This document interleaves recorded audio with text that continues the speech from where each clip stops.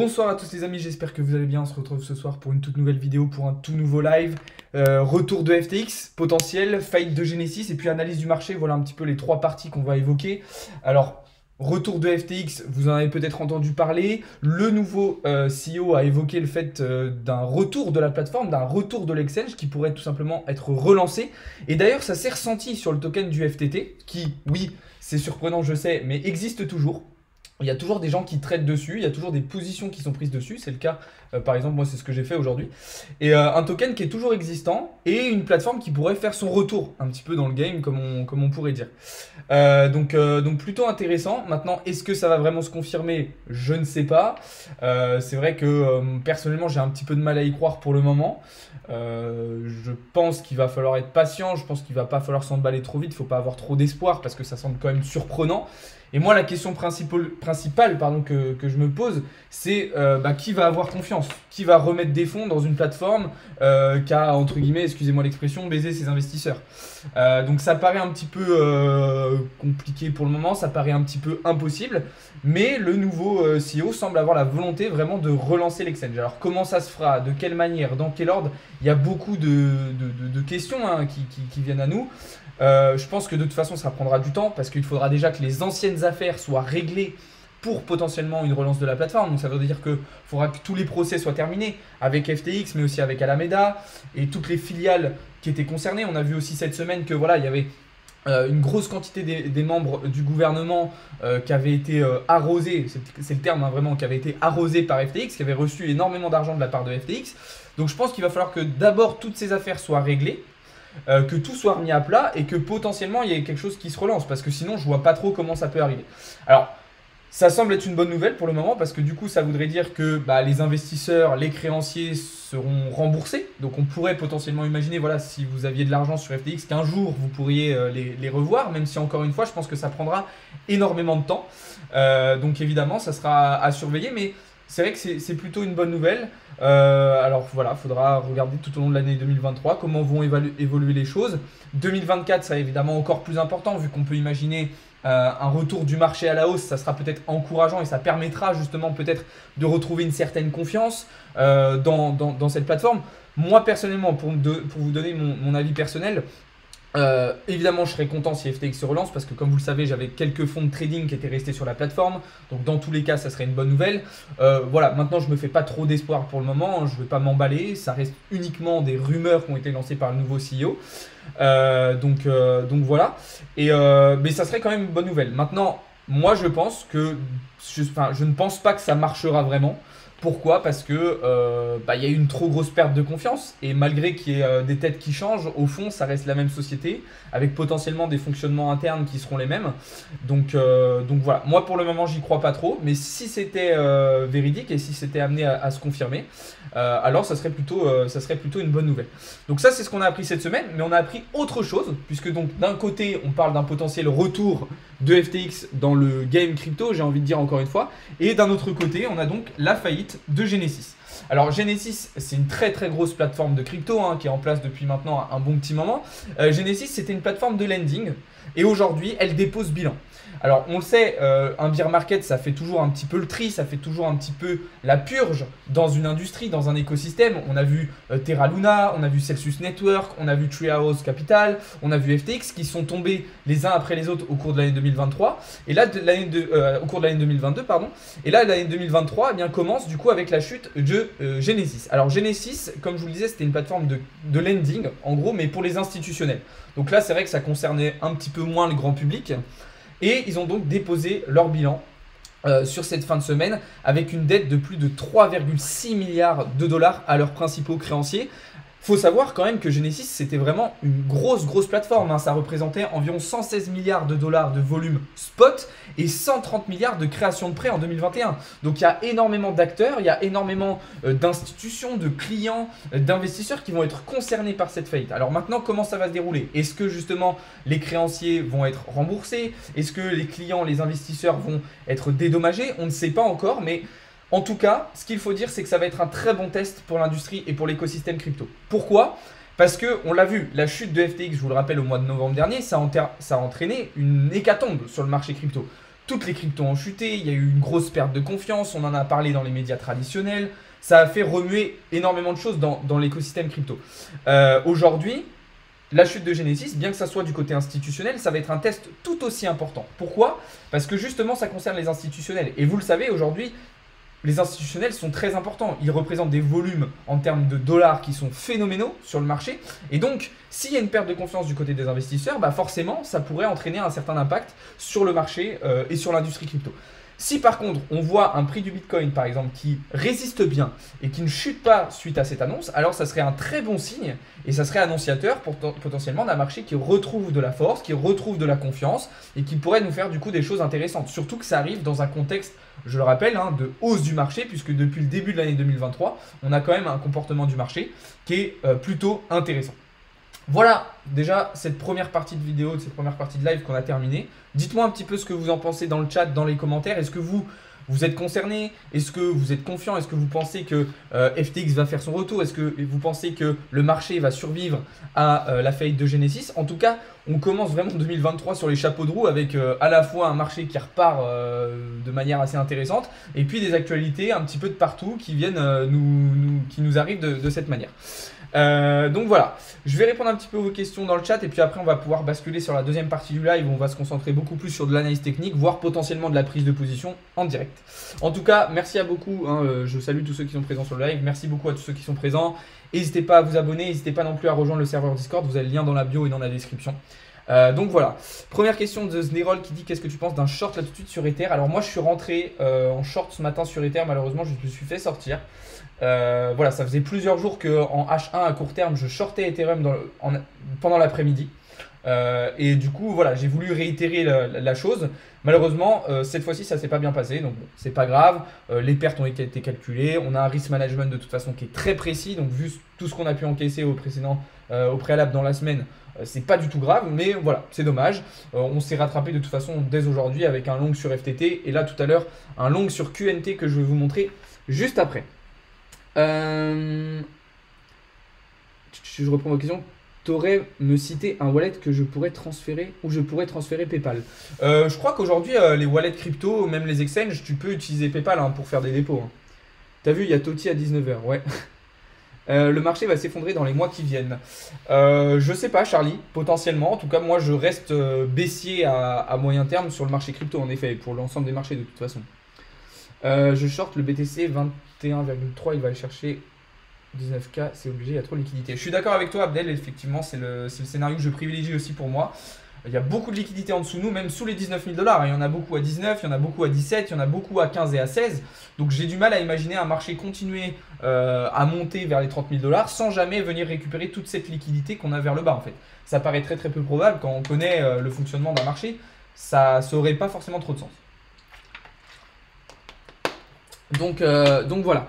On va du coup se concentrer sur un petit peu d'analyse technique. Bon, globalement, on a été sur une semaine assez intéressante, bien qu'elle a été plus compliquée que les précédentes. Pourquoi? Bah, tout simplement parce qu'on a un petit peu rééquilibré, on a un petit peu digéré, j'ai envie de dire, la hausse qu'on a pu avoir la semaine dernière. On s'est fait des petites frayeurs mercredi avec ici, par exemple, sur BTC, la cassure de cette structure baissière. Et au final, voilà, on l'a réintégré, on est repassé au-dessus de ce support technique, au-dessus du nuage et on réintègre aussi le pattern. Donc, potentiellement continuation haussière qui pourrait nous permettre de revenir chercher des targets au-dessus des 22 000 $. C'est tout à fait possible. Maintenant, pour le moment, il n'y a absolument rien de sûr. Et moi, du coup, cette semaine, vu que sur BTC, c'était un petit peu plus calme et qu'on rééquilibrait, je me suis concentré un petit peu plus sur les alts. Donc, par exemple, il y a eu un short. Alors, celui d'aujourd'hui sur Ether n'a pas fonctionné. Il y en a eu un autre sur Ether. Alors, pourquoi il ne s'affiche pas ? Ah voilà, c'est celui-ci. Il y a eu un short donc en milieu de semaine sur Ethereum de cette manière, donc là qui a très bien fonctionné. On a continué de long des alts par exemple comme le FTM. On a continué de long des alts aussi comme le fil, comme vous voyez ici, comme ENS. Alors ENS qui est revenu chercher son prix d'entrée et qui repart tout de suite vers le haut de manière vraiment très intéressante. Donc là, pour ceux qui avaient loupé la première entraille, il y avait possibilité de se repositionner une deuxième fois, enfin du coup une première fois, ou alors de renforcer sa position. Ça a été le cas aussi sur AR, un trade qu'on avait pris du coup la semaine dernière, où même chose, on est revenu tester un support, alors cette fois-ci pas le prix d'entrée, mais quelque chose encore une fois très intéressant. Donc franchement, on continue de saisir un certain nombre d'opportunités. Il y avait le CHZ aussi que je surveillais. CHZ, en gros, j'attendais tout simplement le retour au-dessus de cette résistance que vous voyez en bleu, donc un break. Break validé. Donc moi, je me suis positionné en long et puis avec pour objectif de revenir chercher des targets en direction des 14 centimes. Et comme je vous le disais du coup tout à l'heure, il y a sur QNT une prise de position que je viens de prendre, hein, tout simplement, je viens de rentrer dessus, avec la cassure de cette structure qui devrait nous permettre de venir chercher la prochaine résistance en direction des 151 $. Alors attention ici à cet order block, en direction des 144, 145. On pourrait avoir peut-être un petit ralentissement. Donc ce que je peux vous inviter à faire, par exemple, si vous êtes rentré sur cette position que je vous ai envoyée dans le Discord, ça peut être, par exemple ici, de clôturer partiellement votre position, donc de prendre vos profits, de remonter votre stop loss au prix d'entrée, comme ça votre trade est sécurisé, et puis vous laissez le reste partir en direction de la résistance. Mais voilà, moi je suis plutôt confiant. On a cassé le nuage, on a cassé le niveau 0,618 de Fibonacci. Et là, vous voyez que la Chikou Span en H1 est en train de valider aussi le mouvement de cassure. Donc moi, je suis relativement confiant. Et je pense qu'on devrait sans trop de difficultés venir chercher ces targets-là.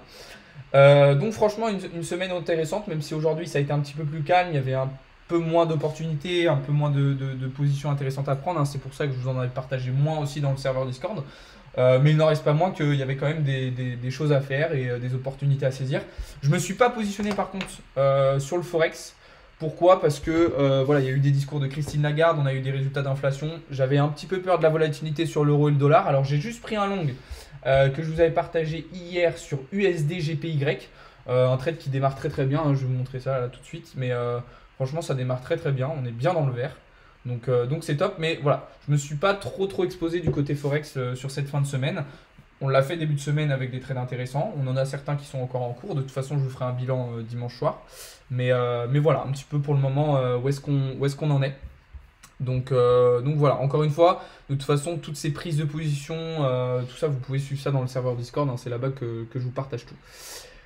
Donc voilà, alors attendez, je reprends un petit peu vos questions. Salut Nada, comment tu fais pour lire tes graphiques avec Ishimoku? Alors je vous ai fait une série de 3 vidéos sur Ishimoku, donc sur ma chaîne YouTube, que je vous invite à aller voir. Je vous ai fait des vidéos aussi sur Fibonacci, sur le RSI, sur plein d'indicateurs intéressants. Donc je vous invite à aller voir ça sur la chaîne YouTube. Un avis sur le Ravencoin. Je sais que c'est un coin très intéressant à miner. Après, en termes de fondamental ou même techniquement, je pourrais pas en dire plus. Tu traites sur quoi? Principalement la crypto. Donc voilà, encore merci. Je vois qu'il y a pas mal de personnes qui s'abonnent et tout, là ça fait plaisir. N'hésitez pas à vous abonner, n'hésitez pas à rejoindre le Discord. De toute façon, ce soir c'est un live tranquille. Voilà, je ne vais pas rester très longtemps. C'était histoire de faire un petit point parce qu'en plus il n'y a pas forcément trop de choses à dire. Si je reprenais tout ce que j'ai dit dans la semaine, en fait je me répéterais. Donc à la limite, pour ceux qui veulent un peu mon avis plus global sur le marché, sur la direction qu'on va prendre potentiellement dans le week-end et dans la semaine prochaine, je vous invite à aller voir les vidéos que je vous ai fait cette semaine sur la chaîne YouTube où vraiment je vous reprends tout ça de A à Z. Donc voilà, mec t'es trop le boss, merci notre plasma. Donc voilà, après de toute façon, là il faudra regarder aussi les catalyseurs macroéconomiques de la semaine prochaine. On en a eu quelques-uns sur cette semaine, mais pas forcément très importants et pas forcément des catalyseurs qui ont entraîné énormément de volatilité. Par contre, la semaine prochaine, il y aura sans doute un petit peu plus de mouvement à partir de mercredi. Ok, donc mercredi, on va avoir en gros pas mal d'informations sur la santé immobilière aux États-Unis, qui va être assez importante parce que, comme je vous le disais hier, par exemple, avec les résultats du chômage, c'est quand même des résultats, des résultats qui ont une importance et qui sont assez représentatifs de la santé d'un pays. Alors moi ce matin je vous ai partagé un graphique qui montrait ça du coup du côté européen. Alors où est-ce que je vous l'ai mis? Mince, je voulais enlever. Alors attendez, je vais vous le rafficher à l'écran. Parce que du coup, alors c'était européen ou français, je sais plus. Et d'ailleurs, on va parler de la dette américaine après, parce qu'il y a aussi un petit truc intéressant que je voulais vous partager. Hop, je vous l'affiche à l'écran. Donc là, c'est une étude. La source, c'est l'Observatoire du Crédit Logement. Donc là, on est sur en gros l'indice base 100. Donc base 100, pour ceux qui ont fait un minimum de cours d'éco, vous savez ce que ça veut dire, sur l'année 2020. Et en gros, c'est représentatif des prêts bancaires qui ont été accordés. Donc là, on a 3 marchés. On a sur le marché de l'ancien, on a sur le marché global, on va dire, et le marché du neuf. Donc là, ce qui va être intéressant, c'est évidemment la courbe bleu clair, azur, du milieu. Et on voit qu'il y a de moins en moins de crédits immobiliers qui sont accordés. Ça veut dire qu'il y a quand même une grosse perte de confiance vis-à-vis de l'économie, et il y a une peur, en fait, il y a une frayeur autour du marché, et c'est pas forcément trop bon signe. Et donc si par exemple du côté américain on voyait aussi une grosse chute d'accordation, non accordation ça se dit pas, d'accord de prêt, ça serait pas forcément une très très bonne nouvelle. Jeudi prochain, on aura évidemment un résultat très important avec le PIB trimestriel américain. Donc là, grosse volatilité à prévoir. Et puis en plus de ça, on enchaînera directement avec les inscriptions hebdomadaires au chômage, donc comme on a eu hier. Mais ça va être vraiment le PIB qui va être ultra intéressant. Est-ce que on va du coup basculer vers une récession ou pas aux États-Unis? Ça va être un petit peu la principale question. Et puis on terminera vendredi avec quelques petites news aussi américaines, mais beaucoup moins importantes. Donc comme souvent depuis un petit moment, ça va être la journée du jeudi après-midi qui va être très importante à surveiller, qui va être très importante à suivre et qui va probablement entraîner pas mal de volatilité. Le copy trading arrive quand? J'ai eu un petit souci technique, je suis en train de régler ça sur les conditions. Donc je pensais pouvoir vous le lancer là dans la semaine, mais du coup je vais attendre lundi, histoire que tout soit carré, donc restez connectés. De toute façon, je vous préviendrai dans le Discord et puis sur les différents réseaux sociaux. Mais ça va arriver. Il y a eu juste des petits retards parce qu'il y avait certaines conditions qu'il fallait revoir et modifier. Mais rien de grave, donc voilà. Je préfère vous faire patienter encore un petit peu plus, histoire que le truc soit vraiment carré et que tout soit OK. Et qu'une fois que ça soit lancé, il n'y ait pas besoin de remettre en stop, remettre en maintenance, plutôt que de lancer le truc et puis d'arrêter et tout. Donc là, une fois que ça sera lancé, ça sera vraiment carré. Donc voilà. Sur ce les amis, on va arriver au terme de ce live. Je vois qu'on n'est pas trop nombreux ce soir en plus. Et voilà, j'avais pas envie trop de me répéter. Donc si vous voulez connaître mon avis sur le marché, savoir un petit peu ce que j'en pense, où est-ce qu'on en est, rendez-vous sur la chaîne YouTube. Je vous ai sorti plein de vidéos cette semaine pour vous expliquer un petit peu tout ça. Puis de toute façon, il y aura du contenu tout au long du week-end, ne vous inquiétez pas. Donc voilà. Sur ce, merci beaucoup d'avoir été présent. Je vous invite à vous abonner, à rejoindre le serveur Discord. Et puis je vous donne rendez-vous dès demain matin. Et puis même dans la soirée sur le serveur Discord, il y aura de l'activité comme d'habitude. Voilà les amis, bonne soirée à toutes et à tous. Merci beaucoup. Et bon week-end, vu qu'on est vendredi soir. À très vite, c'était Alex de Crypto Learning.